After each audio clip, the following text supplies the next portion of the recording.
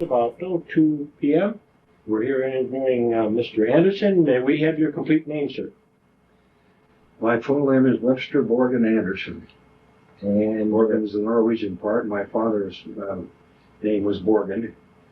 And your date of birth, please? My date of birth was March 12, 1909.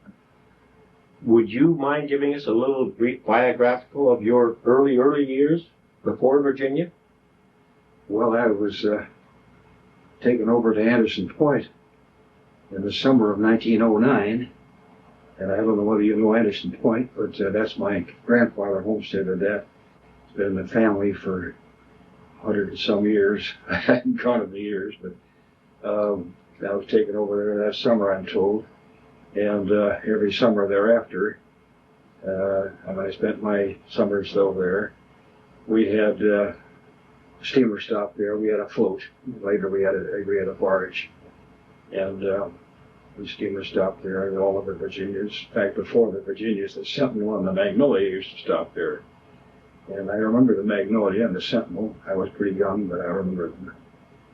And then, of course, they started with the Virginia 1 and 2 and 3 and 4 and then the 5. And you have memory of each of the Virginias? Oh, yes. I remember one of the old Virginia 1 she was a gas boat. She had a side exhaust. She'd come up to our float and she'd throw that exhaust out on the float. Pollution those days, too. Oh, I remember her well, yeah, sure. Any brief recollections out the Virginias 1 through 4, specifically, that you can tell us about? I was very fond of the Virginia 2. She was a nice little boat. She was faster than the 1 and the 2. Not too much, but she could make about 12, I guess, 12 knots. But she was a nice boat, nice to ride on. She was my favorite of all of them. She was nice looking. She kind of looked yachtish in a way. We have pictures of her, lots of them. Mm-hmm. And the museum does too. And the Maritime Society has quite some pictures of the 2.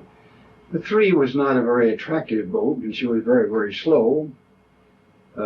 She had a 2-cylinder compound steam engine, and if she made 10 knots, it was pretty good. And when we heard finally that, they bought the 4, of course. She was the old Tyrus, Tyrus, from McDowell. And then we heard he was going to build one, and we thought that was great. But she took a long time to get her built. We used to see the drawing. The drawing was, they had a drawing of her, a conceptual drawing, just outline, of her on the wall of the passenger cabin of the Virginia 3 for a year or so. We all enthused over that because getting a new boat was quite a something in those days for us, because we'd been doing the 2 was gone. He sold the 2. We were living with the 3. All we had was a 3. And by he, you're referring to? Oh, to Christensen. Mm-hmm. Nelson Christensen. And 3 was pretty slow. And made a long trip. A long trip to Olalla, where we wanted to go. In the wintertime, we'd go to Olalla and then hike back to our place at Anderson Point. And then, of course, the ferries came along later. I was on the first ferry that we had run with my dad, the ferry Washington. And it made the southward, it made the Harper, it wasn't south, it was Harper. And when the ferries came, of course, that was the death knell for West Fast Transportation Company.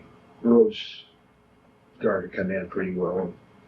They kept improving and so forth. And then we got a road right down to our beach. So we didn't rely on the Virginias anymore. I guess not many people did. He was trying to live on the mail contract, and that was pretty hard. And then he kind of slowed down, and Vern kind of ran the show, Vernon Christensen, his oldest son. And it was just getting to be too little income. He just had to So, you know the story, I'm sure. It's all recorded very well. There are a lot of stories about her. She went down to Astoria, and then the Port on Astoria run that wasn't successful. And then she came back up here, and then she was used during World War II to ferry a lot of the workmen back and forth, and also she went on the Tacoma run with Captain Parker, Howell Parker. I don't have any particular. I knew the boats well. I traveled on them many times, and perhaps the oldest one alive yet knows more about them than anybody else, I guess. Were you around her when she was being built? Yes. Maplewood. Can you describe some of the activity? Well, she was built only by 2 men, and Matt Anderson, his son. But I used to sail down there in my little sailboat from Anderson Point. It was about 3 miles, a little less than 3 miles, to Maplewood, and I enjoyed watching them do the woodwork and putting her together. Do you recall any details about how they handled some of the heavy timbers, or just manpower? Well, yeah, they occasionally had somebody help them, but just on an hourly basis. They had a couple of fellows that would come down Molalla. Molalla was quite close, you may know. I don't know whether you know that area, but They live in Olalla. I lived there for 25 you lived in years. Molalla? Oh, that's so. We still Well, do. that's right. One of you We still told do. me you lived up there, Burfield. I go over I lived right north of Starvation Heights for 25 years. Starvation Heights. That's right. Linda Burfield you were very enamored of her, weren't you? When she Lettuce quite soup. made it. She was famous for lettuce soup. She starved them, I think, is what she really did to get their money. And she tried to talk them all into giving her their money. Oh, she was a character. We talked this morning to Mr. Wallace, who is Matt Anderson's grandson. Uh-huh. And he used to remember playing on, actually it was, I guess, up to the freight deck when she was on the beach there. Were you present at the launching? No, I was Okay. not at the launching. No, I was not at the launching. Were you there from the time the keel was laid, or? I was there. I don't remember laying the keel, but I was there a few days after. I was down there in the summers. I spent 2 summers going down to see her. I wasn't there in the wintertime much, although my father took us out several times to see her. You could drive pretty well down to Maplewood. We took the car and took the Gig Harbor ferry, Tacoma to Gig Harbor, and then drove down to Maplewood. That's not very far. And went down, and my dad knew Matt Anderson pretty well. They're no relation, but just the fact they were Andersons. But no, he knew me. Matt had lived on the pass in West Pass for quite a few years, and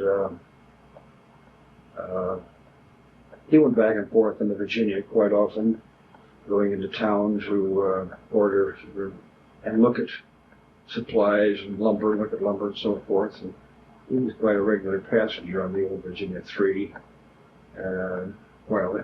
Before and while they were building the 5. Now, did they have a sawmill on site there? Well, he had a saw. He had an electric saw. I think he got it from Charlie Nelson, the old storekeeper below. I remember Charlie Nelson. Yeah, Charlie had a shingle mill, and you don't remember the shingle mill. I was only. I know. I've seen pictures of Yeah, well, he had some of that, and Matt Anderson got some of that a little bit. But he had an A-frame. You're asking about how he handled the heavies. Yes, he had that small A-frame down there, and put a boom on it, and he moved around there. He and his son, and they hoist things with block and tackle. And I don't remember the details, but I did see them work on. I remember seeing them work on the horseshoe there in the stern, when that was all put together, and then they took it, lifted it up over the stern and fastened it, and with its bracing. That was a heavy piece, I remember that. But and I saw them working on the engine bed, and I was interested in the large timbers that they had shaped and notched for the ribs and for the frames. Set that on. And I remember different sections. parts of the east. You mentioned he had a rough drawing. Did he? I can't tell you much about that. I do know that he did most of it by measurements. He went. That's one of the reasons he went to Seattle quite often. He measured the vessel was called the Vashon II. That she later became the Manitou after the ferry. The big ferry was on the Southwest Harbor, or I shouldn't say Southwest. That's east. On the harbor of Vashon Island, when the Vashon came out, John Anderson, no relation to any of our Andersons, no relation to Mitt Man either, but he ran the King County ferries by other concession. And he built that sort of Kirkland, and she came along in, the Vashon came along about 1930 or 31. I know she knew ferry in 31 because I lived at the instrument. But she was called Vashon. So at that time, they thought it'd be a good idea that somebody did. They changed her name to Manitou. Well, I don't mean to get off the track, but he measured the Vashon and took those measurements over to the Virginia. And that's what Chris wanted. He'd seen the Virginia. He'd seen the Vashon II for years. She was a successful boat. She was a nice boat, right? She had some pretty freight capacity, and she had an elevator. Was the Barlow elevator, was that pretty standard? I'm sorry? The Barlow steam elevator, was that pretty standard? Yeah, I guess you call it Barlow. It was, he was the fellow that invented the elevator, Capt. Sam Barlow. He was on the Anacortes road to the Shetland Islands. But I think he was the one who the name was named for. Mm-hmm. Anything else you remember about the construction of? Pardon? Anything else you remember about the construction of? Well, no, I don't think any outstanding. Just watching them, randomly watching them put the guards on, and that's different. And I go down there with whatever they were doing at the time I got there. But I go down there a couple times a week. It was intriguing, interesting to me.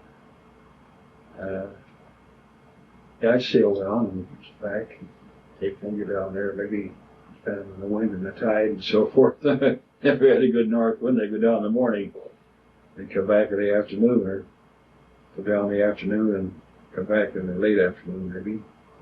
But yeah, I knew Matt Anderson very well. He knew me. I hung around there, looked at the place, and I watched them for.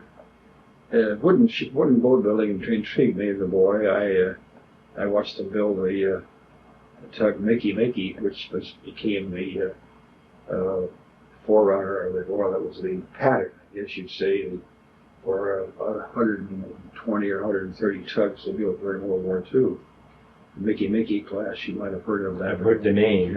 Yeah. That Northwest Legacy book I did have. Oh, yeah, well, I was a skipper on one for a while here. I think I have a picture of it. After the World War II, I thought I'd be around live for about 8-10 months, I guess, but not quite a year. But Dad wanted me to come in the office. He was getting elderly, so I came in. But I had a good. We went to Alaska a lot of trips. I took her down the coast once, I guess, or twice. But that was my boat. Yeah, I towboarded it when I was a kid. Okay. Yeah, I towboarded when I was a kid, and when I was in high school, I spent the summer of 1925 as deckhand on the 5, replacing some of the deckhands as they went on their vacations. Who was the captain then? Nels. Okay. Oh yeah, Nels. But pretty much always captain in 5, until they sold her, of course. And then Nels passed away pretty early. He died fairly young. I guess he got in his 50s, though, at that. But he was always a skipper. The old man he wasn't much of a skipper. He used to hit the docks pretty hard. Yeah, we say, well, that was a Chris landing. We were kids, you know. They made a Chris landing. After she went in service, you rode her fairly often? Oh yeah. In the summertime, particularly, well, we go out to the place in the wintertime. We go out there every couple of weeks and check on things. And we had a caretaker there, and my dad would go back out. I'd always look forward to we go on a Sunday, usually Sunday, sometimes Saturday, might still Sunday, whatever. But yeah, I rode on her after. I rode on her up until 34, I guess. Wasn't it 34? I think they. Oh, well, no later than that, because my first wife, who passed away there, I married her in 38, and the Virginia was still operating on that run, Sierra Virginia. So there must have been some running. It seems like it's later than I thought. I thought she was off in 34. See, 1935 was the inland boatman strike that wiped out all the Mosquito fleet. Yeah, that wiped out all the K-line, Kitsap County Transportation Company boats with a big K on the funnel, you know, white collar, they call them white collar boats, with a red K on the white collar, and that wiped them out. And that was John Fox, they were marginal at that time, you see, because the roads were coming in everywhere on Bainbridge Island, Vashon Island, the ferries were getting pretty. So it was marginal, and then when you put on some of the restrictions that John Fox wanted to do for the Union, well, it just made it good run. So Hayek and the Bremerton and the Reliance and the Burton and Manitou, and those are the principal boats, you know, the old Suquamish, and they all went to junk pile. And Puget Sound Navigation started to wind up. They wound up too. The Culture went to the boneyard over Lake Washington. You'll see some pictures of it. The Tacoma went. I guess the Tacoma went maybe a little further before the Tacoma run went to pieces. It drives the Tacoma in less than an hour and didn't cost you much. The steamer took an hour and 40 minutes. And was that from Seattle to Tacoma? Did you come from Seattle coming out to your Anderson Point? Well, there were a lot of different ways to come. For instance, for quite a while, I don't know, I've said a long time, but for several or more years, 4 or 5 anyhow, they ran the ferry Washington out of Coleman Dock to Vashon Heights. We call it Vashon Heights those days, and then over to Harbor, and we would take that. Then. See, the Waterway wasn't yet hadn't thought of. They were talking about it, but Lyman Hinckley was the one who really got that. When he was with John Anderson, they together saw the opportunity there, and so pretty soon they took that. Well, then I think it was like Gig Harbor, ferry in Gig Harbor. Captain Harry Crosby had the ferry Elk, which later became the Cross Line. Later ran up from Elki Point to Manchester, and that was Captain Crosby's. He ran that quite up into not the World War II, but pretty close to it. And he had 3 ferries on there: the B line, the Cross Line, and the old Florence K. She was the B line, that's right. And the Elk became the from airline and Cross Line, B line. Could you describe? We could go either way. Okay, those are different ways to go. A trip coming from Seattle out to Anderson Point. Anything? How long would it take that far? We used to allow 2 hours if we didn't have anything. She didn't have much feed for coal. Okay. But old Pa Peterson, we call him Pa, initials for PA. Peterson Cove, and if you got stuck at Cove with about 20 tons of feed, which he'd get about once a month, you'd be there for an hour and a half at Cove. When your schedule went to pieces, an hour and a half at Cove, you know, was it? Yeah, but he fed the chickens on Vashon Island. Cove was the grain. Well, it was like Olalla, you know. Olalla was grain, old Charlie Nelson. You had those warehouses down there, and there's some of them still down by the bridge, I think. And in fact, Charlie had a fight with Chris one time and bought a little boat called the Kathleen to haul his grain to Tacoma. So if you beat Chris down, he was a postmaster a while. You may remember that or you heard of it. And yeah, they local arguments and. Were you familiar with that dapper young man who used to come courting out to Anderson Point, Phil Spaulding? Didn't he have a true love? Oh yeah, he ultimately married my cousin. Okay. See, we had at Anderson Point. We on Monday mornings we'd have about 6 or 8 passengers. I guess maybe more than that sometimes. 8 or 10, 12. We had 5 families out there. They're all part of our family. And we all had our cottages, or all of us were little summer places, so they weren't wintertime type. And we had, in addition to that, we had tents on plant platforms. And so on weekends, we'd always have them, because people were always happy to come out there, friends of our family. And so there'd be guests out there. So Monday morning, I'd row a whole bunch of them. It might take me 2 or 3 trips from the beach to our barge. And for the steamer, and she was 7:20 at our place. Yeah, 7:20 going to Seattle. Of course, she didn't get to Seattle 9:30, 9:15, but you could afford that once in a while, Or Do you remember the fair in the late 20s, early 30s? the fair. Fair, 2 bits or 50 cents? Oh. No, yeah, the fair. I wrote you about FAIR. FARE. Yeah, it was 35 cents as far as I don't think there's anything different than that. Cheap than this, 35 cents. Okay, right. Of course, 35 cents in those days was a little larger. After I was married in 1938, I bought a good loaf of bread for 11 cents.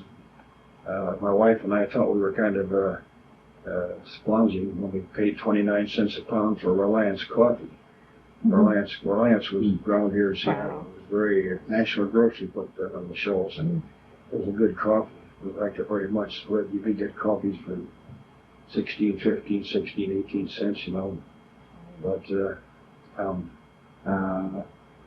was there ever a lunchroom on board when you were? No snacks or anything? No, they carried a cook. Okay. Carried a cook, but no, there were no food sold. And any other memories? Were you around on October 21st of 34 when she Sure took the dock? It sure was. Do you have any memories of that, or what you I saw? have a lot of memories of it. I don't have much of Virginia 5. I wasn't there. Mm-hmm. I was looking after a ship down here at East Waterway Dock. Big ship, a big Donaldson Line ship out of Glasgow. We were agents for her, Regalia. And I was more worried about her than I was anything else. Okay. And she belonged to our, our company were agents for her, responsible to the owners for operating her here in this area and getting cargo for her and all that sort of thing. She was a big ship. Donaldson Line used to have sailings every 2 weeks out of here to London and go to Glasgow. And we had about 15, 18 people in the office in those days. We had quite a good size out. But Donaldson Line didn't want to go into containers. I didn't mean to get off the subject, but that's what happened to a lot of these ships, And we lost quite a few that way. Other agents for. Yes, I remember hearing about it, and the thing is kind of disappointing to me. They lost the whistle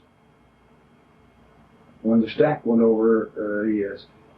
Stanley Craig, who'd been our chief engineer, in fact, Stanley Craig started as fireman on the Virginia 3 when we started. He was Eliza Beulah man, and that's how Chris knew him, or he knew Chris. Chris was in the, but the old man, we called him Chris. Everybody did. And so Stanley Craig started as fireman on the Virginia 3. Then he went out on the World War I. He went out on some of these Ferris-type wooden ships that were built around here. And then he came back after the war with Chris. And by that time, he had his chief's license. So he became chief of the 3. I remember him very, very well, knowing. And he, of course, was the one who went over to the 5. And he took good care of her. He babied her. It was just like his prized watch. He don't go that way. She would have that no injury, and that's why she's what she is today. It's good as Stanley Craig. He nursed that boiler, and everything was just. He was a. Chris one time told my father that he was the most reliable man, the most reliable human being he ever knew. Well, at 5:30 every morning, he'd be waiting. Chris would wake up. He slept in the Texas behind the wheelhouse, you know. I just picture him up there. And Stanley Craig would come up. His little room was down there, just off the engine room on the starboard side. It was still there. And he'd come up at 5:30 and take the cover off the stack. And he put the cover on at night when they tied up in Tacoma, and to keep some heat in the boiler, so that the boiler didn't get too cold, so the water was pretty hot, so they could get steam up pretty fast in the morning. Because we used to leave there at 6:10 in the morning. 6 o'clock was the scheduled time, but we had to wait for 10 minutes till the mail truck came down to Municipal Dock with our mail, because we had a mail contract. That was pretty attractive. And so it was always 6:10 out of the Tacoma. But anyhow, Stanley Craig would come up, put the ladder up on the wheelhouse, go up, take that top off the funnel, and 5:30 just every morning, regular. And he was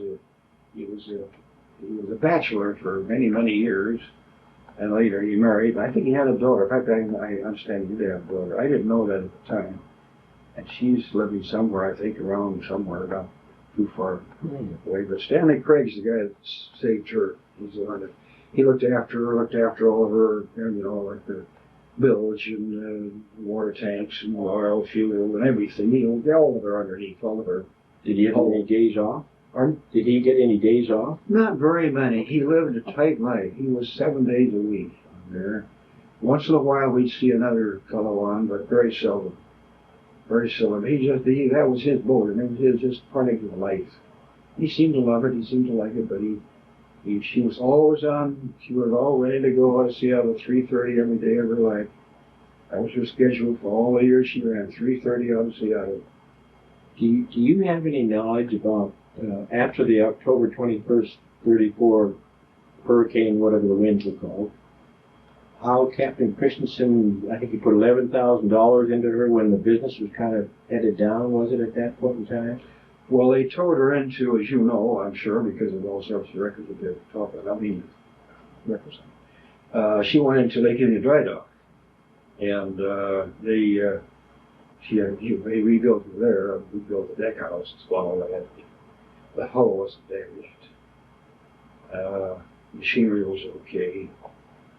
But the thing I started to see, and I interrupted myself, when the funnel fell off, or didn't fall off, it fell way over to the side, and the steam line broke. I'm talking about Craig. He turned the steam off immediately so nobody would get scalded, and because he knew the pipes were breaking, you see. And but the whistle came off that pipe that ran up and forward into the funnel to give steam to the whistle. It broke off at about the deck level, I guess, and it went in the water. And I don't know how many years later, it was 34 when, along about 54, yeah, I guess 54, maybe I'll just give that a rough, 20 years later. Some skin divers, some of these young fellows skin diving, down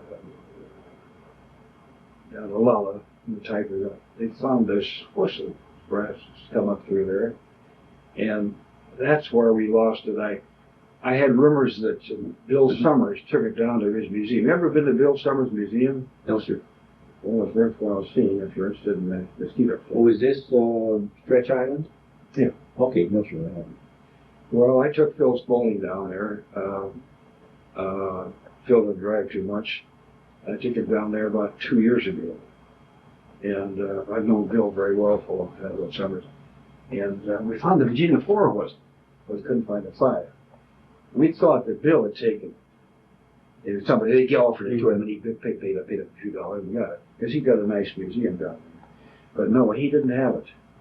And I don't know where it is. But see, that whistle, the whistle we have today is not the Virginia 5 whistle. It's interesting because there's a lady named Irene Tallman in Olalla who said her brother-in-law found it. Your brother-in-law? Her brother-in-law Tallman was the man who founded. What did they do with it? I didn't ask her that. We'll have to ask her. Well, this is a rumor that Bill Summers had it, but Bill was right on it. I know Bill was a fine fellow. And he said, no, he said, I never had the Virginia Fire Whistle. The reason I talk about it, it was a tone, in fact, there were two chimes, and they weren't very tall. They were rather short, which means they were rather sharp. The longer the whistle, the deeper it gets, you see. And they were rather sharp, but it was a wonderful fog whistle. Oh, I never cared for the tone, but it wasn't particularly musical or harmonious, I guess is a better word. But boy, you could sure tell the Virginia Five enjoyed any of the Virginia. It came off the 3. It came with a 3, and it never went on the 4. 4 had an awful whistle. She just had one valve, one short, and that was a homely whistle. But it went from the 3 to the 5. But the nice part about it had its own characteristic, and you couldn't miss it. Today, I think it's an old lumber mill, so some of the railroad was idle. It's not the Virginia Fire Whistle. Could I switch gears and ask you about another phase in her life when you first became involved with the foundation? Sure, ask me you want. When did you first become involved with her actually forming the foundation and buying her or whatever? Oh, you mean the Virginia? Yes, sir. Oh. Well, let's see. Let's go back to the beginning here. Start out this way. There were quite a few of us. I can't name names, but there were quite a few of us who had an interest in wanting to preserve the Virginia, and we merely talked about it among ourselves for some time. And I can't tell you who approached Governor Evans, but he was approached by one of our group, and his man Friday, Governor Evans' man Friday, was Ralph Monroe, who's been our Secretary of State all these years. Well, Ralph was born and raised in Bainbridge Island, the backside of Bainbridge Island, right there on the water. Of course, he had a lot of feeling for these Mosquito fleet vessels. And so Ralph put it this way. He said the governor turned it over to me and said, Ralph, go and see whether this is worthwhile following up. Well, maybe this is something the state should help out on, or, see what it's all about. So Ralph called a meeting, and I think there were 7 of us. I think there were 7 of us that he had learned that we were interested in trying to save the Virginia. Of course, I had a lot of feelings for her naturally, and worked on her one summer, and having seen her built and all that sort of thing, and ridden on her 1,000 times, I don't know how many, but anyhow, so Ralph called a meeting. Well, the meeting was held on board the Virginia, out at Fisherman's Landing, Fisherman's Terminal. One rainy, kind of miserable, cold night, but I'll tell you that. I remember that part. And we sat out there in the stern, upper deck there, out on those wooden seats, and talked this thing over, and decided that we'd try to start something. And that was the beginning of the foundation. And of course, we ran along quite a few years without any. Oh, I guess we have to open that. Maybe it's locked. Would you mind opening that? Just. I think it's locking outside. Just pull the handle down. Sorry. Are you still taking pictures of me? Yes, sir. It's very important. Go ahead, please. Gosh, that's. Anyhow, we carried on for quite a while, and then ultimately we incorporated it, as you know. And then we got enough together to be able to buy the boat eventually. And then when we bought the boat, myself and my secretary, who were the name years, ran out of Post Furnace. We ran the boat. Oh yeah, we ran the boat. We hired the crew, paid the crew, handled the charters, everything we did. We paid them, bought all the supplies, bought the fuel, did everything. But we did that for about 2 years, or maybe a little longer, I'm not too sure. But I had a list of engineers. You had to be a licensed engineer, you see, and I had a list of licensed engineers, and licensed captains, and we ran her. We had deckhands, but I always had a few deckhands and rotate because a lot of these young fellas wouldn't be able to go this time, but they'd go next time. You know how that is. And so we had a pool of deckhands. Well, we ran that thing out of my office. We were in the exchange building those days. And we ran that up. We did the whole thing. Paid our mortgage, did everything. Took care of the money, did the bank, looked after the insurance.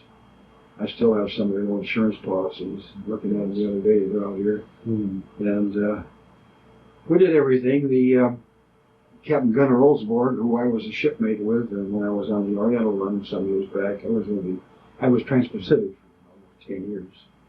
And I'm licensed for mates all the way through. Anyhow, make a long story short, Gunner Olsborg, my old shipmate, he would never accept a penny, but he'd take her whenever he could as master. And Captain Luther took her, quite frankly. Gunner's gone. He's gone. Luther's almost gone. He's living down in San Diego in some rest home. But he always took his money. But we had a chief engineer who had been with Alaska Steam for quite a while. It's a German name, not Schernhorn, but I'd have to look at some of the old records. He also volunteered his time. And then it was then that toward the end of my tenure of operating here, which was about 2.5 years. Which would have been what years about? Well,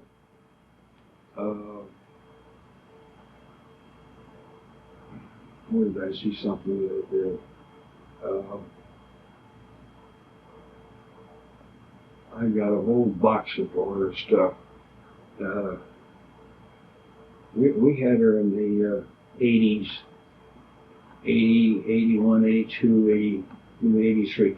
I had her for 3 summers and 2 winters. And summers, of course, was where they made their money and the charters. And winters usually was tied up, of course. But she made money. She made herself. She made money. Not very much, of course, obviously, but we tried to get volunteers where we could. But it was toward the end of that regime that I ran into by accident a fellow by the name of Bill Brown. Bill was port engineer for Sealand, the big Trans-Pacific operator. They also run a service to Alaska.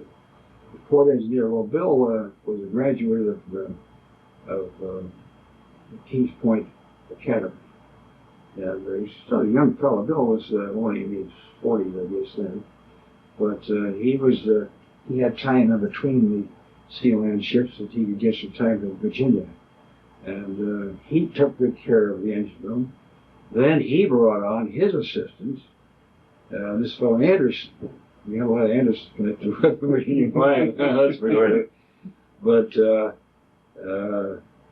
and Anderson came in. In fact, he had worked hard on it, worked very hard, and he re-bricked the boiler. I remember he double-bricked it himself alone. Was he a fairly small man? Yeah, he was not too big. That's right. He was not too big. And even after he was around, he put the foundation. I don't know why he had some sort of this is only after my time, but he put the foundation out of some sort of he was a hard worker, but he was also a fellow that you kind of had to handle him pretty carefully. And somebody apparently had stepped on his toe, and he quit the foundation, and that was the end of that. So, of course, now these last years, they've had Captain Moss there on a paid basis. But when I was running her, we kind of get volunteer if we could, but we couldn't get that, of course. We did pretty well. We made some money for it. Yeah, we made some money. There were times when we had some pretty good charters. Yeah, we made $600-800 in the charter. You know, it was pretty good in those days. Did you have a special place you took a lot of your charters to? Or any? Yes, yeah, we did. As a matter of fact, to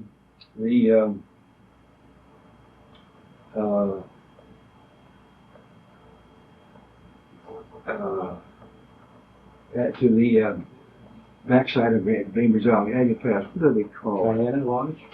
What's it? Kiana? Kiana Lodge. That's right. We had a deal with him, the fellow that was running that thing. I haven't heard much about Kiana Lodge lately. Do they still have it? I'm not sure, sir. I haven't heard a word about it. But that was one of our major. That's right. And we went down there regularly, and they served dinner, and then we bring them back. Those were evening charters, pretty much. When the foundation took over, do you remember what they paid the owner for Virginia? Well, I shouldn't know. I wasn't involved directly with them, but I was in it pretty deep, but I wasn't in that particular. But I've got my records. I've got, see those white boxes? Oh, boy. Yeah, I've got about 2 of those or 3 of those and I've saved it. So a lot of them I didn't save, but I've got the major ones saved. And I could tell you everything. Oh, it's not. That's important to find out. When did the foundation actually come into being? Which year? When it incorporated, you mean? Yes, sir. I'd have to guess at that. Probably around, I think we were, in fact, I know we were incorporated when I was running it. Late 70s, maybe, late 70s. And you were were you the first president of the foundation? Well, I think around 4. Well, no. I was probably 2nd or 3rd. And then you and Peggy. I was president a couple of times. Okay. You and Peggy and Phil Spaulding were deeply involved, correct, in the operation? Well, Phil didn't get into it too deeply, nor Peggy, until later years. Okay. They weren't in the early years. They came in. They were supporting, of course, very supporting, but they didn't come into the actual operations or anything to do with it until later years. Peggy was president one year, I believe, and of course she had fond memories of it. That's like she'd written many times, and of course she'd take the line when we in the barge. She'd come into our barge, you know, the ship would come into our barge tonight, drop off the passengers, and pick them up in the morning, coming the other way to Seattle, and oftentimes she'd take the line and put on a fleet on our barge. So as a young girl, you know, I mean, maybe when she was 15, 18, so she had a lot of feeling for me. So, was Diane Spaulding also involved in the operation? Diane doesn't remember, but I'm sure she doesn't remember. Okay, she was too young. Okay. In fact, Diane wasn't born until what, 40? She's the same age as my oldest daughter. She's born in 44. Okay. But I mean, as part of the foundation, was she active in the foundation? Oh, she was very active. Oh, yeah, she was very active in later years, but she doesn't remember, I'm sure. Anything else? She was very active. She did a lot of work, a lot of research work, and a lot of office work. Yes, she did. I don't mean to leave that untouched. She did. She worked hard and did a lot of excellent work. Any other members of the foundation, other than those we've mentioned, who were instrumental or worked very hard on Virginia's behalf? Do you recall? Well, Ralph Monroe has been a stalwart supporter, and as you probably know, he was able to tack on to one of the bills that went into the legislature that you could drop a few dollars in extra for support the Virginia 5. I don't know what it's Virginia 5, but I think it's for older vessels, isn't it? I'm not sure. Historic vessels, I guess. Historic vessels. Ralph was a good leader, very good leader, and kept us together, and he had his heart in it. He'd been to many meetings. He'd come up to Olympia to meetings time and again, and I think he deserves a great deal of credit. He was the first president, I'm sure, by recollection, and There have been others who've given time to it. Right now, I don't think of any particular ones, but there's been, since my activity with it, there's been a lot of work done. I haven't been active for 10 years or more, but I sort of felt that during my time we kept her alive there, because otherwise we wouldn't have any income at all. But we could make $300 to $500 on a charter quite frequently. Sometimes we go in 200, but sometimes we could make 600 or 800. Did So you we do, average around $500 to $600 a charter. did you do weddings and wedding receptions in those days also? Yes, I recall. So she did more, I think, later on. I don't think we had so many wedding receptions. We had charters. Yes, there were weddings, yes, but I don't think we had as many as they had later. There was a period of time there along about late 80s, early 90s where she became kind of a popular at the weddings, and I think they had quite a few. I'm not able to tell you much about that.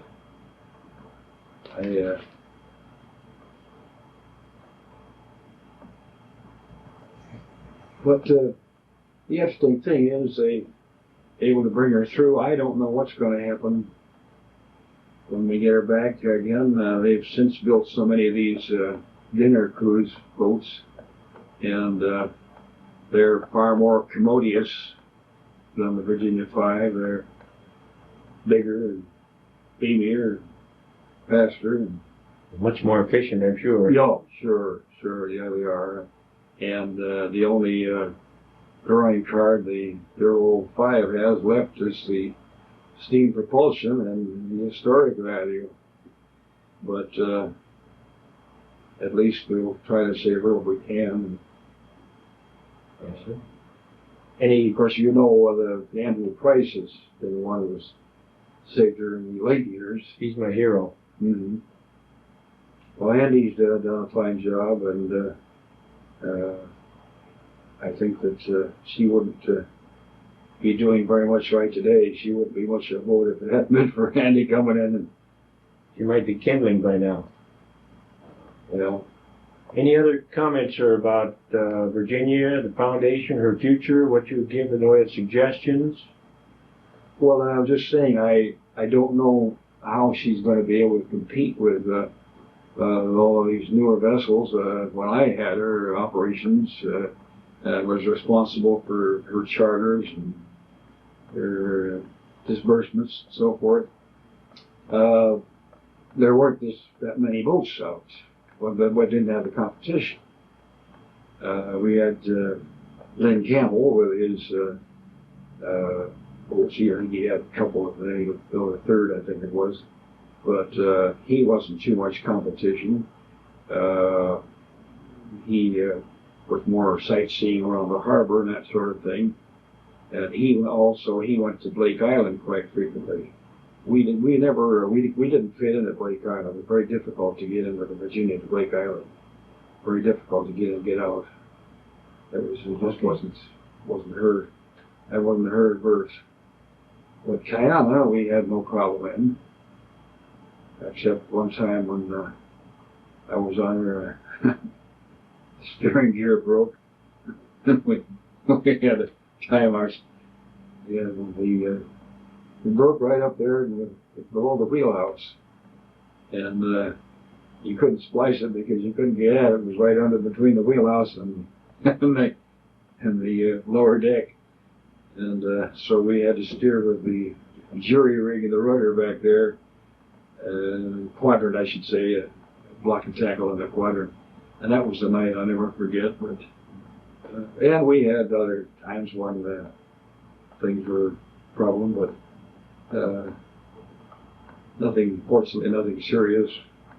I can't recall ever having a bad injury on the boat or having lost anybody.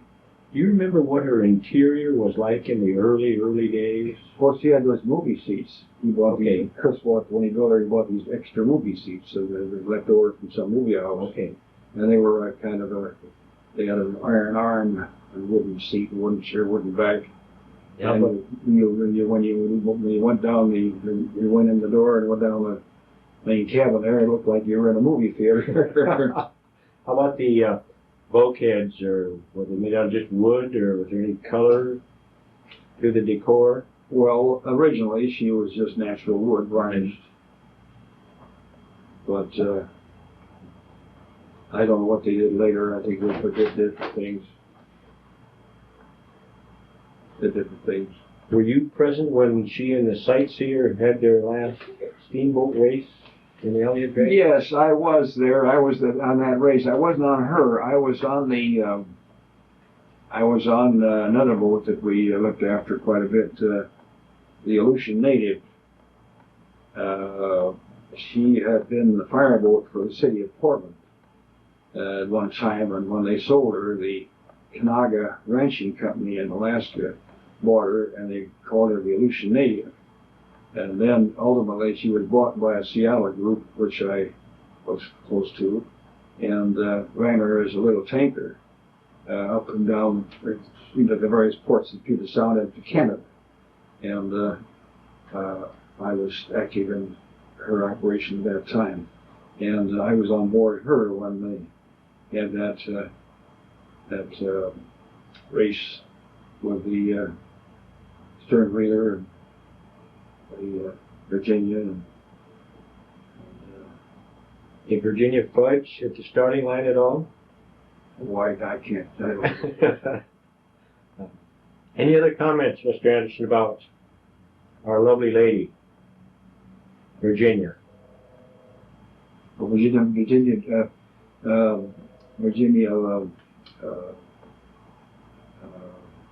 Bodell. No, I'm sorry. No, that's right. She was named for the. No, I meant Virginia Pie. Oh. No, I don't think in any particular. There's a lot of water went under the bridge, and I had a lot of experiences. And when I try to pick out some that I wasn't.